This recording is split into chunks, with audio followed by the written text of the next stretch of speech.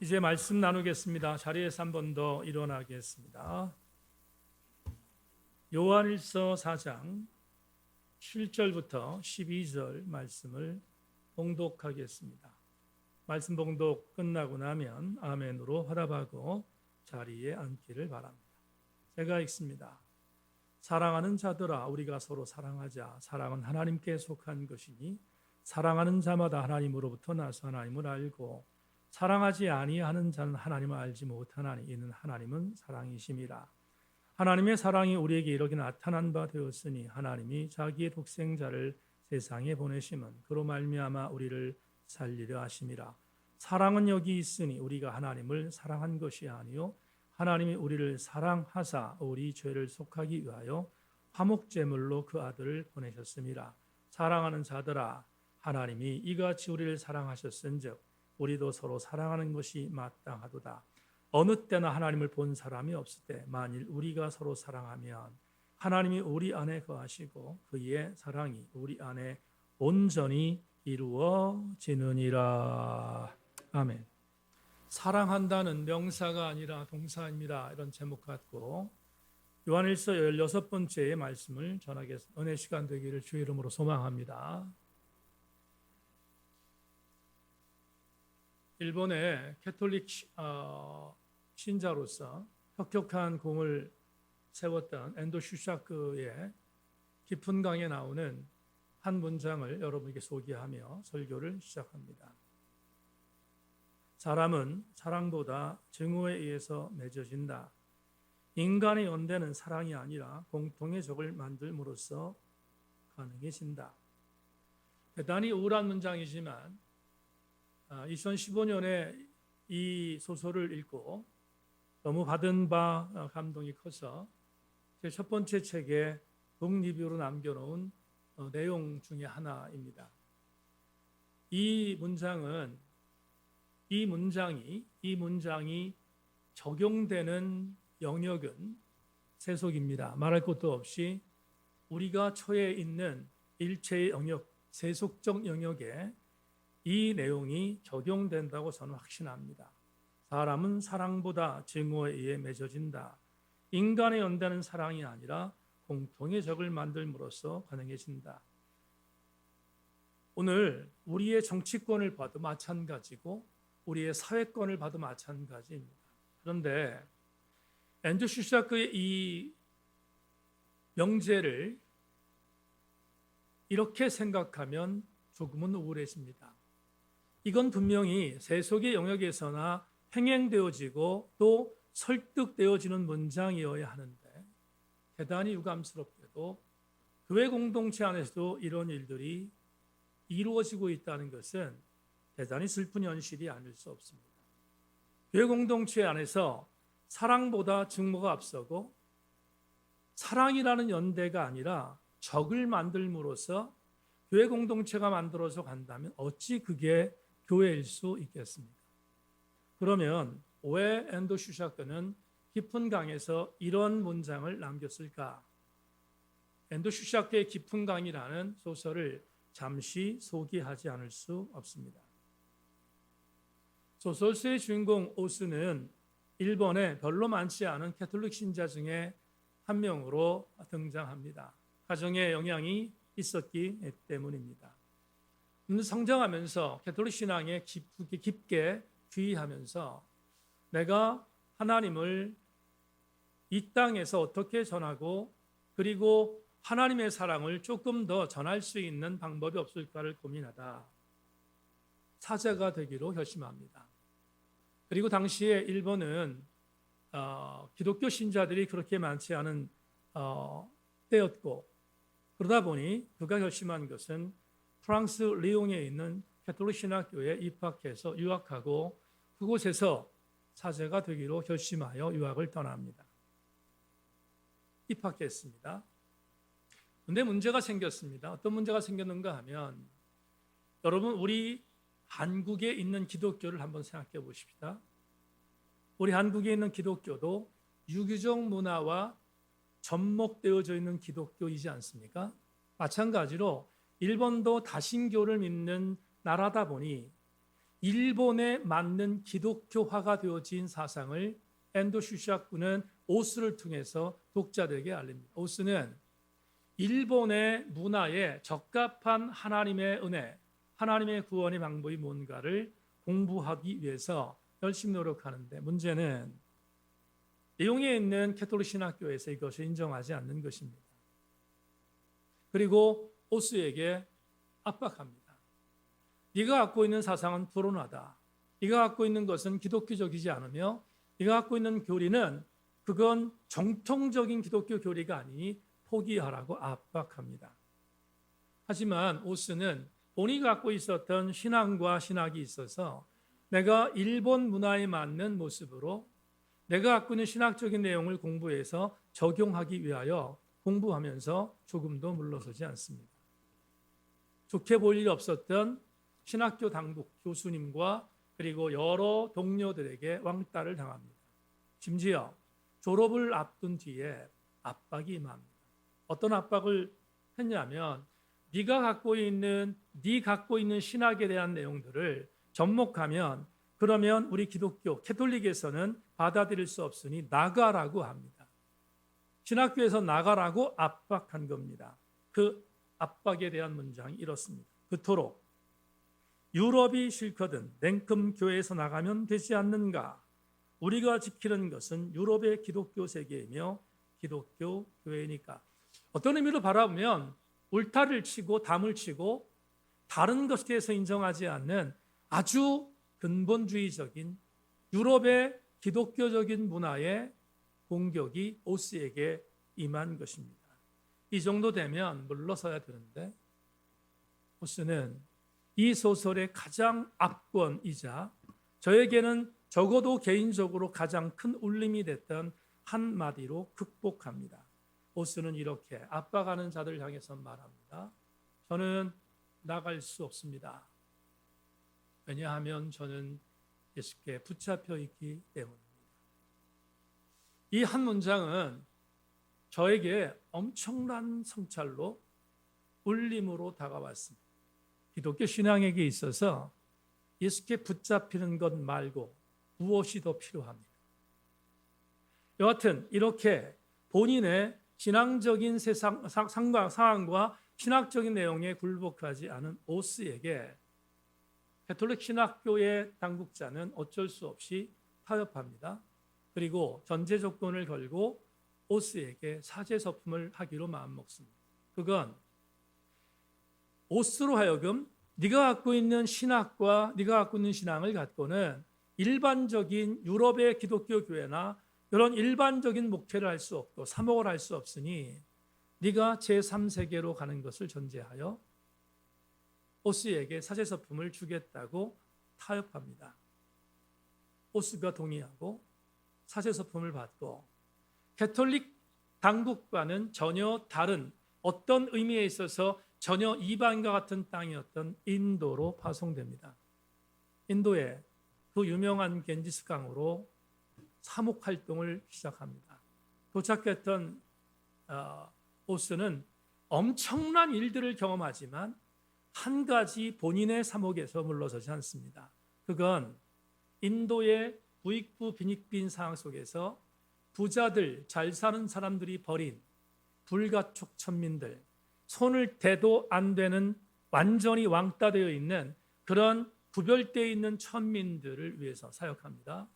그리고 그가 했던 사역은 저처럼 거룩하게 강단에서 넥타이 메고 설교하는 그런 목회자의 모습이 아니라 그는 그 겐지스 강에서 평생 동안 한 가지 일에 선착합니다. 그건 당국에서 벌어졌고 종교에서 벌어졌던 불가촉 천민들이 죽으면 그 죽은 시신을 자기의 등에 업고 겐지스 강으로 갑니다. 그리고 겐지스 강에서 힌두교에서 하는 것처럼 그를 화장시켜줍니다. 화장시키고 그의 마지막까지 책임지는 사역, 이게 오스의 사역이었습니다. 생각해 보십시다. 여타 다른 여러 목회자들의 상황 속에서 평범하지 않은 목회를 사목을 했습니다. 그 사목을 하는 것은 누가 보더라도 정상적이지 않은 사목입니다. 극단적인 예가 될지 모르지만 제가 화요일 날 신방을 한번 다녀오려고 하는데 여러분에게 소개한 이상선 목사처럼 가장 나약한 존재들에게 가서 사역을 감당한 사역으로 오스는 사목 활동을 감당합니다. 제가 간단히 지금 한 부분에 대한 줄거리를 말씀을 드렸는데 앤드류 슈샤크는 오스라는 신부를 등장시켜 도대체 깊은 강에서 무슨 메시지를 전달하고 싶었을까? 굉장히 많습니다. 그러나 오늘 설교와 맞물려 한 가지만 집중하고자 합니다.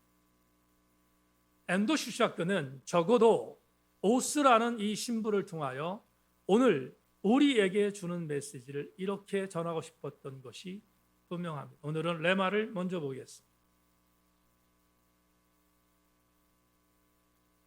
앤드류 슈샤크는 깊은 강에서 오스라는 신부를 통하여 이 메시지를 전하고 싶었습니다. 우리가 믿는 죽은 예수 그리스도께서 걸으셨고 감당했던 그분의 사역, 사랑하기는 명사가 아니라 동사임을 전해주고 싶었습니다. 사랑하기란 명사가 아니라 사랑한다는 동사임을 알려주고 싶었습니다. 이제부터 본문을 들어가겠는데 왜 오늘 오스를 여러분에게 소환했는지를 본문 여행을 통해서 살펴보겠습니다. 많은 신학학자들은 일반적으로 우리 평신도들이 알고 있는 것처럼 사랑장이라고 하면 고린도서 13장을 얘기하지만 많은 신학학자들이 개진하고 동의하는 것은 사랑이라는 하나님의 속성을 가장 잘 설명한 신약 성경의 텍스트를 고린도전서 13장으로 지칭하지 않고 오늘 본문으로 지칭합니다. 요한일서 4장 7절로 12절입니다. 특별히 미국의 유니언 신학교의 무디 스미스 교수는 이런 신학적인 해제를 내놓았습니다. 분명히 요한일서 4장 7절로 12절은 핵심적인 기독교의 가르침과 관심을 다루고 있는 고전적인 본문이다. 어떤 기독교의 선생도 사랑의 기원과 의미에 대해 그렇게 직설적으로 감동적인 어조로 말하지 못했다. 고린도전서 13장의 바울조차도 그렇게 하지 못했다. 무슨 말입니까?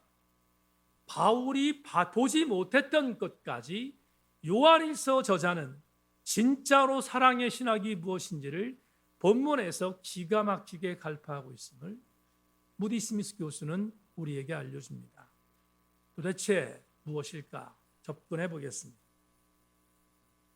여러분, 사랑이라는 하나님의 속성을 정말로 기독교적으로 표현한 본문이 오늘 본문이다. 그러면 도대체 오늘 본문이 뭐길래 이렇게 엄청난 성찰이 들어있을까 생각해 봐야 되지 않겠습니까? 시작하는 7절을 자막을 통해서 확인하십시오. 사랑하는 자들아, 우리가 서로 사랑하자. 사랑은 하나님께 속한 것이니 사랑하는 자마다 하나님으로부터 나서 하나님을 알고. 다 같이 아멘. 여러분, 이 구절을 지금부터 조금 더 해석하겠습니다.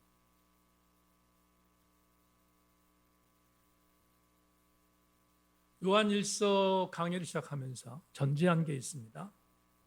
요한일서 이 편지는 당시 주 1세기 말쯤에 교회 공동체를 정말로 많이 힘들게 만들었던 이단 종파, 영지주의자들의 공격에 방어하기 위한 방어 논리의 서신임을 말씀드렸습니다. 그렇다면 오늘 본문도 거기에서 크게 배제되지 않습니다. 다시 한번 복기합시다. 교회 공동체를 무너뜨릴 수 있는 위력을 갖고 있었던 영지주의의 구원관이 뭘까? 영지주의자들은 지난주에 설교했으니까 여러분들 오래 가지 않습니다. 영지주의자들은 예수 그리스도의 성육신을 분해한다고 했습니다. 예수 그리스도의 성육신을 부인한다는 말은 다른 말로 표현하면 예수 그리스도가 하나님의 아들로서 우리를 구원하는 구원자라는 사실을 인정하지 않는다는 것입니다. 그들은 구원받는 방법은 가장 위대한 가치인 지식을 획득할 때, 그 지식이 나에게 충만할 때 구원을 받는다고 믿었던 자들이었기에 예수 그리스도를 통한 구원을 조금도 인정하지 않습니다. 이런 위험성을 갖고 지식을 갖고 있는 사람, 지식을 알고 있는 사람이 구원받는다고 강조했던 영지주의 공격에 대하여 오늘 요한일서 저자는 7절에서 단도직입적으로 반대합니다. 그리고 그는 이렇게 표현합니다. 다시 7절 봅시다. 사랑하는 자들아, 우리가 서로 사랑하자. 사랑은 하나님께 속한 것이니 사랑하는 자마다 하나님으로부터 나서 하나님을 알고. 이 구절이 영지주의자들의 공격을 굉장히 공격적으로 방어하는 구절인 것을 여러분에게 미리 알려드립니다. 왜 그런가? 이유가 있습니다. 오늘 1부 예배 마치고 서재 올라가 있는데 아내가 와서 여보, 오늘 1부 예배 설교 때 당신이 이야기한 내용에 대한 부분을 조금 더 구체적으로 구현하지 않으면 성도도 헷갈릴 수 있을 것 같다라고 저희 코치해 주었는데 제가 아내 말을 잘 듣잖아요. 그러니까 그대로 전하겠습니다. 여러분, 성경 전체의 맥락으로 말하는 게 아님을 전제합니다. 요한일서에 있는 영지주의자들에 대하여 공격을 방어하는 논리로 오늘 이 설교를 지금부터 진행할 테니까 절대로 헷갈리면 안 됩니다. 전제했습니다. 절대로 헷갈리지 마십시오. 무슨 말인가 하면 우리는 구원받는 방법을 말할 때 이렇게 말하잖아요.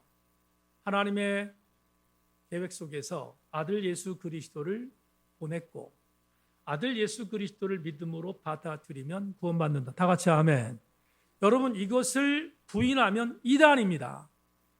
이걸 믿지 않으면 그 사람은 기독교인이 아닙니다. 다시 강조합니다. 우파심으로 하나님께서 아들 예수 그리스도를 보내셨습니다. 보낸 예수 그리스도를 우리가 믿음으로 받아들이면 우리는 구원받습니다. 다 같이 아멘. 그런데 오늘 요한일서를 전제합니다. 요한일서 저자는 이렇게 표현합니다. 우리가 구원받는 방법은 하나님을 아는 거다. 이렇게 말합니다. 오늘 제 말이 아니라 분명히 7절에서 하나님을 아는 것이 중요한데 여기 안다라는 단어가 헬라어로 그노시스라는 단어입니다. 왜 이 단어를 썼을까? 왜 하나님을 아는 게 중요하다고 말했을까? 이유는 영지주의자들은 지식을 알아야 구원받는다고 말했습니다. 지식을 알아야 구원받는다고 말했는데 아니다 이렇게 말합니다. 요한일서 저자는 말합니다. 지식을 알므로 구원받는 게 아니라 하나님을 알므로 구원받는 것이다. 그런데 구체적으로 하나님을 아는 게 뭔가? 하나님을 아는 게 뭔가? 하나님을 아는 것은 서로 사랑하는 것이다. 그래서 1부 예배 때 이렇게 얘기했습니다. 서로 사랑하는 자는 뭐 받는다? 다시 여러분에게 확신하게 말씀드립니다. 서로 사랑하면 뭐를 받는다? 구원받는다. 그런데 요한일서의 이 본문 텍스트를 넘어서면 사랑하면 구원받는다. 헷갈립니다. 헷갈릴 수 있습니다. 그건 보편적인 구원에 대한 부분을 말하니까 그럴 수 있어요. 제가 전제했습니다. 오늘 제가 아주 두려워서 다시 전제했습니다. 예수 그리스도를 믿고 그분을 우리의 지정의의 인격적 성향으로 믿음으로 받아들여서 그분을 나의 구주로 믿지 않으면 구원받지 못합니다. 반대로 그렇게 믿어야 구원받습니다. 그러나 오늘 여러분에게 드리는 메시지는 요한일서라는 텍스트를 전제합니다. 이 텍스트를 전제해서 요한일서 저자는 영지주의자의 공격에 반대하며 그 공격을 방어하기 위해 이렇게 말합니다. 서로 사랑하면 구원받을 수 있음을 말하고 있습니다. 그런데 단순히 서로 사랑한다는 것은 사랑하는 행위 자체가 아니라 이걸 해야 하나님을 알고, 하나님을 알게 되면 7절에 말합니다. 하나님께 속하게 되고, 하나님에 속하게 된 자는 구원받은 백성이 된다고 증거하고 있습니다. 그러니까 헷갈리면 안 돼요. 여러분에게 그러면 조금만 더 구체적으로 이렇게 말합시다. 왜 오늘 요한일서의 저자는 이렇게 사랑을 강조했는가? 8절은 우리 기독교 신앙의 마그나 카르타입니다. 대원장입니다. 8절 같이 읽습니다. 시작. 사랑하지 아니하는 하나님을 알지 못하나니 이는 하나님은 사랑이십니다. 하나님이 사랑이기 때문에 서로 사랑하는 자는 구원받은 증거를 갖고 있다는 것입니다. 그러면 우리는 오늘 레마로 들어가기 위하여 대명제인 하나님이 사랑이라고 말했는데 그 하나님의 사랑을 믿는 자가 그 사랑을 믿는다는 것은 과연 무엇인가? 하나님이 사랑입니다. 그걸 믿는 것은 명제로 끝나지 않아요. 하나님을 사랑한다는 게 과연 뭔가? 그걸 오늘 우리에게 9절과 10절에서 기가 막히게 사도 요한일서의 저자는 우리에게 이렇게 제시합니다. 9절과 10절 자막 보십시오. 하나님의 사랑이 우리에게 이렇게 나타난 바 되었으니 하나님이 자기 독생자를 세상에 보내심은 그로 말미암아 우리를 살리려 하심이라.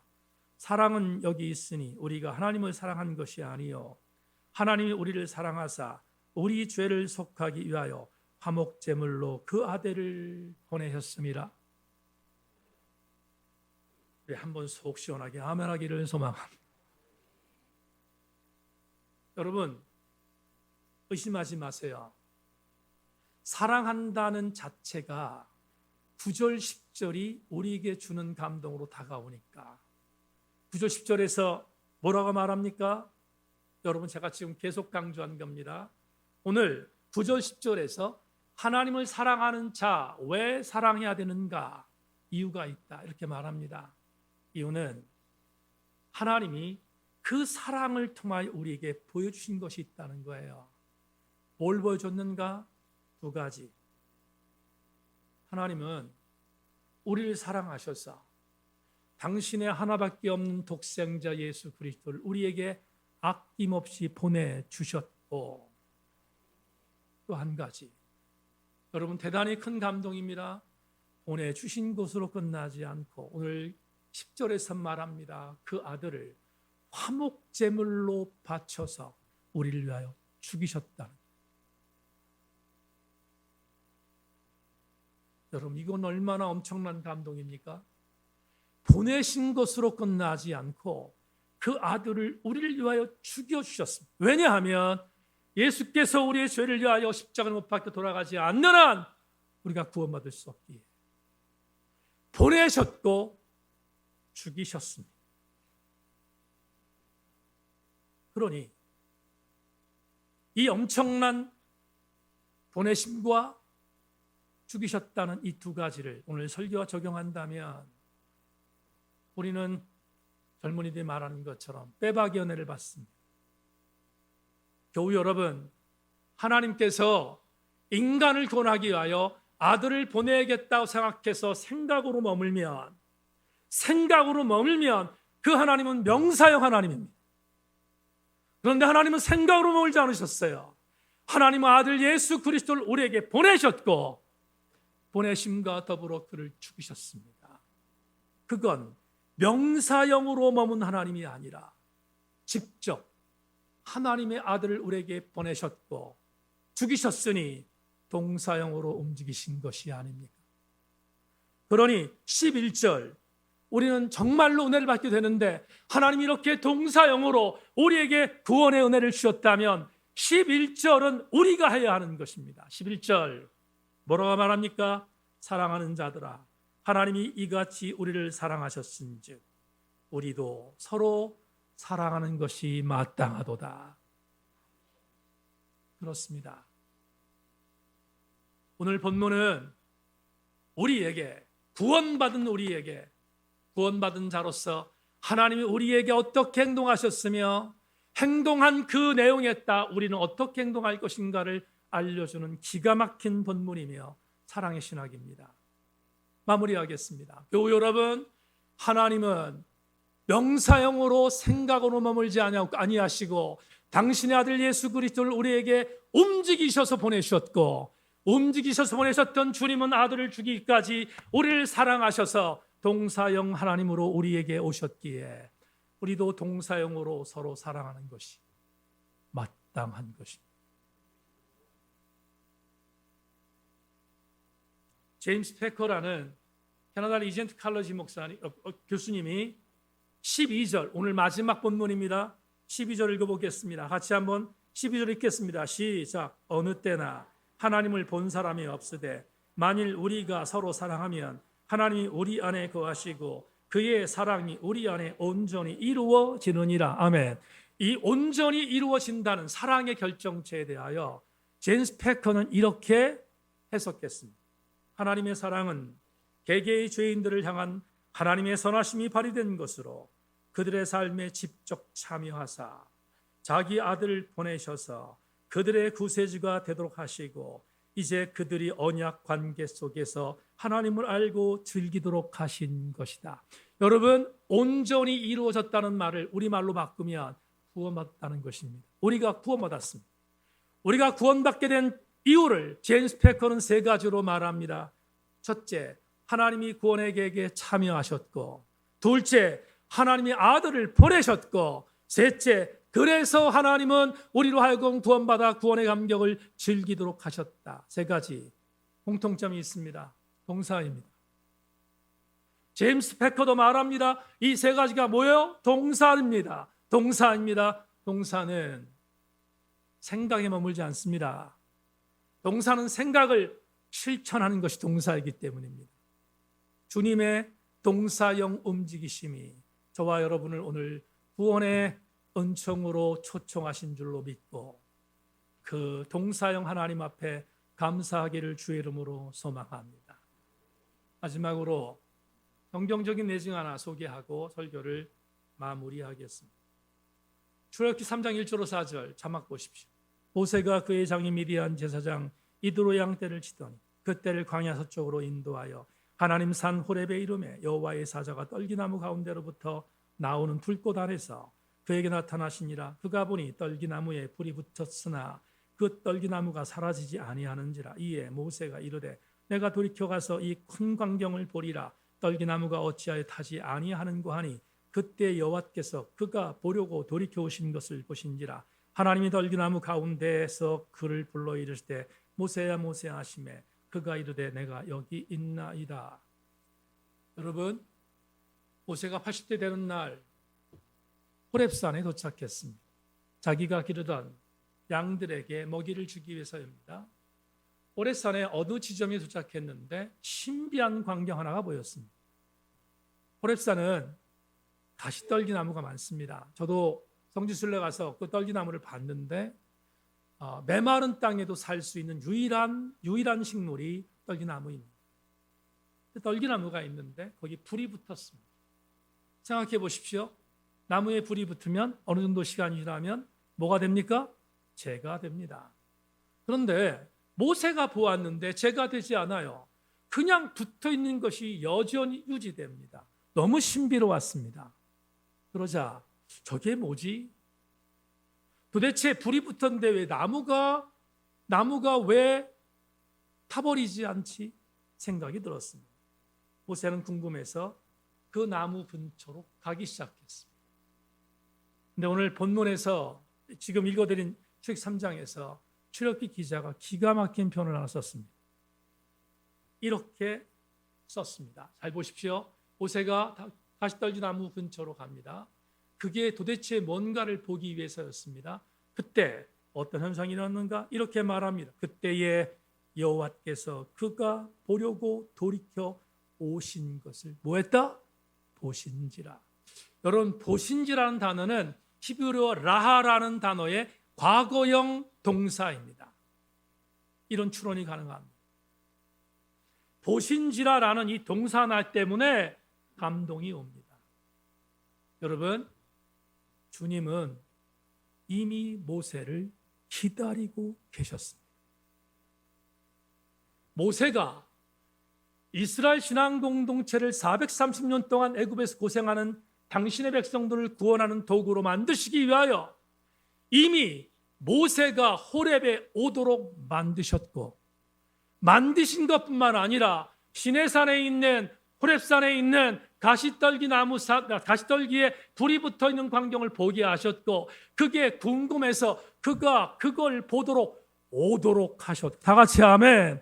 오도록 하셨고, 그것뿐만 아니라 놀라운 사실, 그걸 주님이 계획하셨기에 모세가 오고 있는 것을 이미 그 자리에 좌정하셔서 보고 계셨던 것입니다. 그러면 우린 이 본문이 이런 감동으로 다가옵니다. 여러분, 모세에게만 그렇습니까? 모세에게 하나님의 도구로 사용되도록 하나님이 먼저 동사로 움직이셨던 하나님은 모세를 도구 삼아 이스라엘 신앙 공동체를 구원시키셨다면 오늘 우리는 이런 은혜를 받아야 합니다. 교우들이여, 모세에게 하나님의 사역을 이루기 위하여 그를 위하여 사랑을 베푸셔서 그에게 먼저 움직이셨던 하나님은 오늘 2부 예배에 참석한 교우들의 범사 속에 여러분들의 승리를 위하여 움직이시는 하나님인 것을 믿으시기를 소망합니다. 저와 여러분의 하나님은 명사형으로 한자리에 좌정하시고 지시하신 하나님이 아니라 하나님이 나를 위하여 계획하셨던 놀라운 그 사랑의 은혜를 실천하기 위하여 주님이 움직이시는 동사형 하나님이신 것을 잊지 말기를 주님의 이름으로 소망합니다. 나태주 시인이 오래전에 이런 시를 썼습니다. 내가 너를 얼마나 좋아하는지 너는 몰라도 된다. 너를 좋아하는 마음은 오로지 나의 것이요 나의 그리움은 나 혼자만의 것으로도 차고 넘치니까 나는 이제 너 없이도 너를 좋아할 수 있다. 여러분, 나태주 시인의 시말이 얼마나 아름답습니까? 기가 막히지 않습니까? 내가 너를 사랑하는 이유는 그냥 너가 좋아서 사랑한다는 것입니다.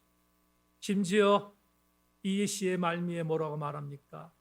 그러니까 이제 나는 너가 없어도 너를 사랑할 수 있어.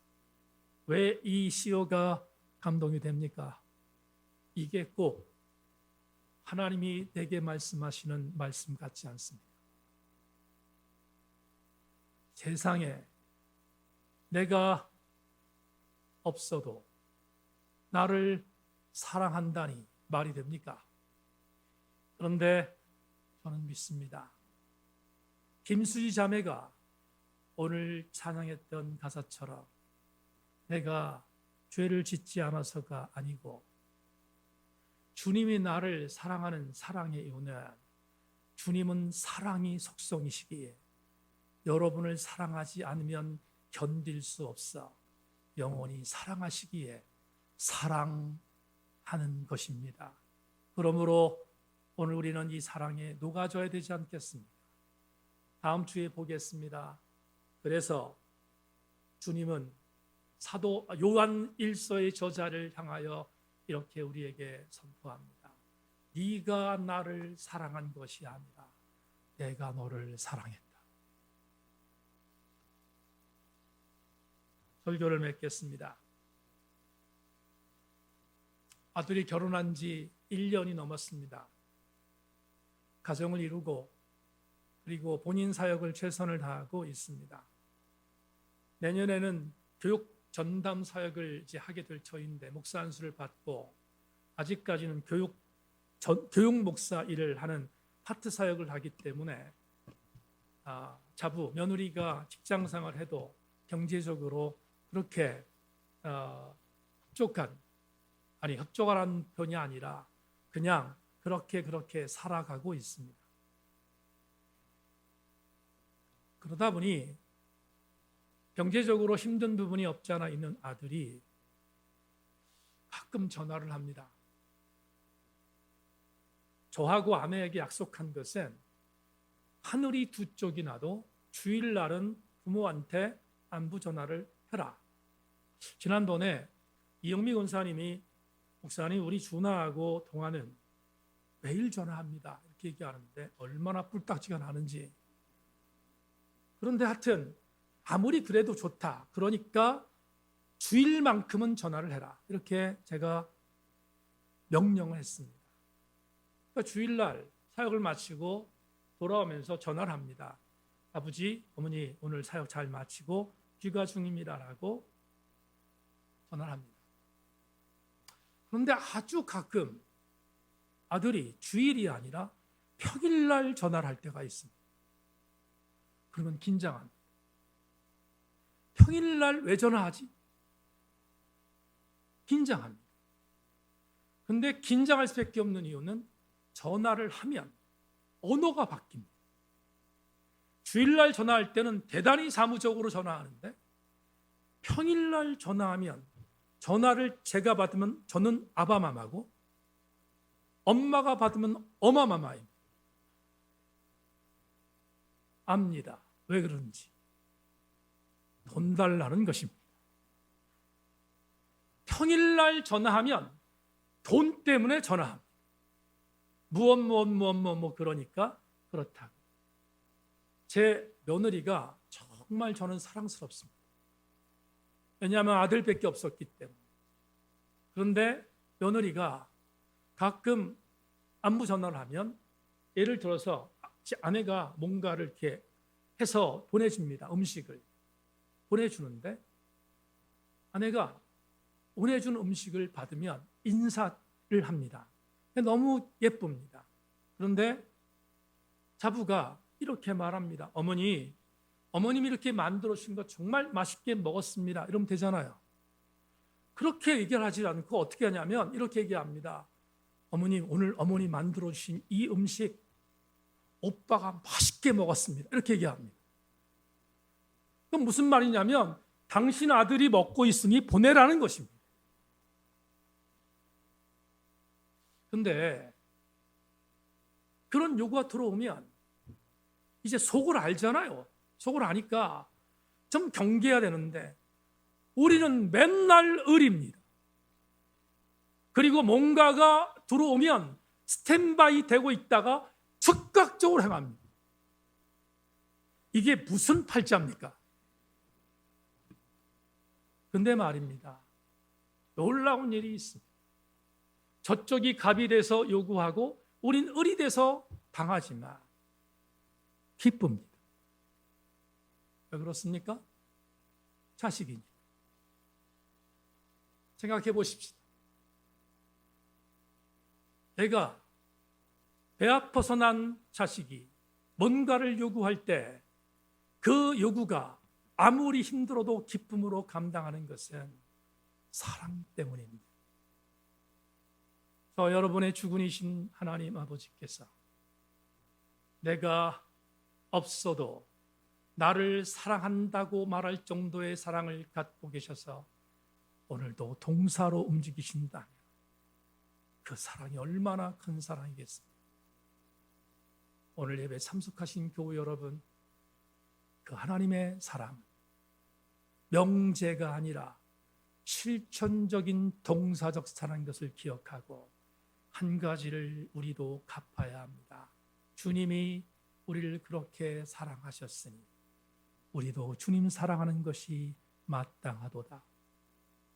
이 은혜가 우리 모든 교우들에게 임하기를 주님의 이름으로 소망합니다.